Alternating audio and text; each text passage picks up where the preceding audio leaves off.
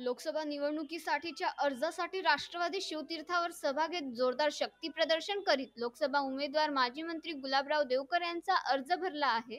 यावेळी जाहीर सभेचे व भव्य रॅलीचे आयोजन करण्यात आले होते।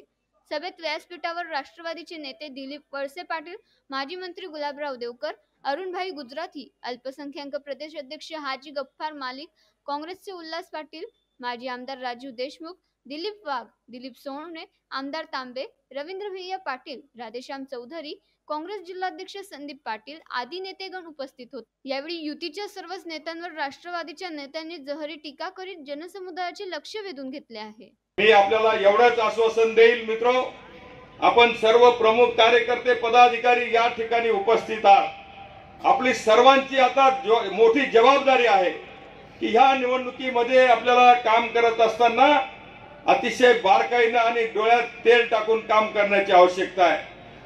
वातावरण अतिशय चांगलं असताना सुद्धा आपण गाफील गाफील राहू नका। समोरवाले दिशाभूल करण्यामध्ये पटाईत आहेत। तुमच्यामध्ये येतील विविध प्रकारचे प्रलोभन दाखवतील, वेगवेगळ्या प्रकारच्या चाटा मारण्याचं काम करतील, वेगवेगळ्या पुढ्या सोडण्याचं काम करतील। त्याच पद्धतीने त्यांनी सत्ता मिळवण्याचं काम केलं। परंतु आता स्पष्टपणाने आपल्याला सांगावं लागेल की बाबा, तुमचा हा उद्योग आता बंद करा। तुम्ही उघडे पडलेले आहेत, तुम्हाला आता कुठल्याही प्रकारचं समर्थन मिळणार नाही। आणि म्हणून जो उमेदवार आमचा समोर आहे तो काम करणारा माणूस आहे। आणि ह्या मतदारसंघाची कामं करायची असतील तर राष्ट्रवादी काँग्रेस पक्षाच्या आणि आघाडीच्या पक्षाच्या उमेदवारांना म्हणजे देवकर आपण आम्ही निवडून देऊ, या संदर्भातली पक्की भूमिका मित्र आपल्याला घ्यायची आहे। आणि हीच विनंती तिथं काढलेला नाही।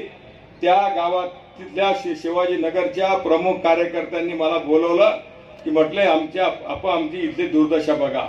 मी तिथं गेलो, प्रमुख शिष्टमंडळाचे कार्यकर्ते तिथं भेटलेत आणि त्यांनी सांगितलं की काय परिस्थिती आमची आहे, आम्हाला जाण्याच्यासाठी शहरामध्ये एक तास थांबावं लागतं। अरे बाबा, तुम्हाला कामाला सुरुवात करायची होती तर अगोदर पर्यायी मार्ग काढला असता। माझ्या धरणगाव शहराचा उड्डाणपूल आम्ही बनवला।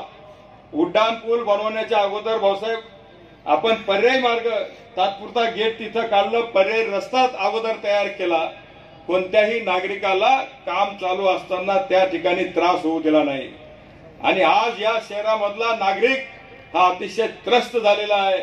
आम्ही त्या सर्व आंदोलकांना त्या ठिकाणी जाऊन त्यांना सांगितलं की बाबा, आम्ही तुमच्या सोबत आहोत, काळजी करण्याची आवश्यकता नाही।